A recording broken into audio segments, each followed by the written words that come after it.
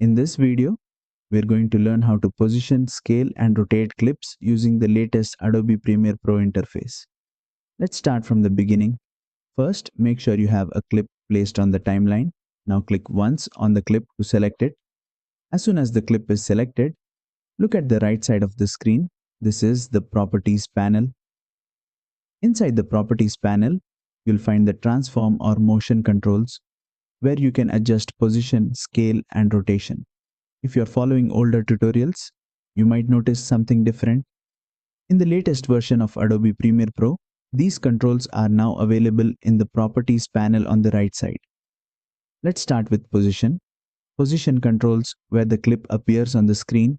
By adjusting these values, you can move the clip left, right, up, or down. This is useful for reframing shots or placing clips side by side, especially for reaction videos.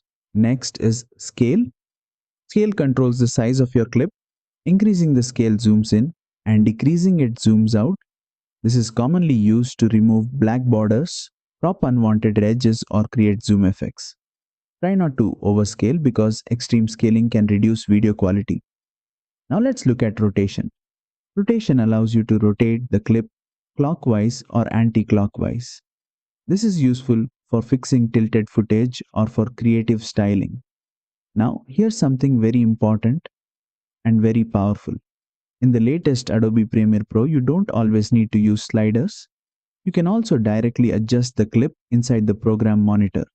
Simply double-click on the video inside the program monitor. Once you do that, then you'll see corner handles appear around the clip.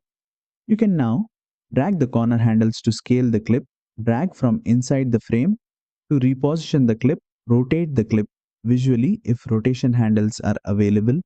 This method is much faster and more intuitive, especially for beginners because you can see exactly what you're adjusting in real time. Both methods, the Properties panel and the on-screen program monitor controls, do the same thing. You can use whichever feels more comfortable for your workflow. And that's it. You now know how to position, scale, and rotate clips using the new Properties panel and the direct program monitor controls in Adobe Premiere Pro.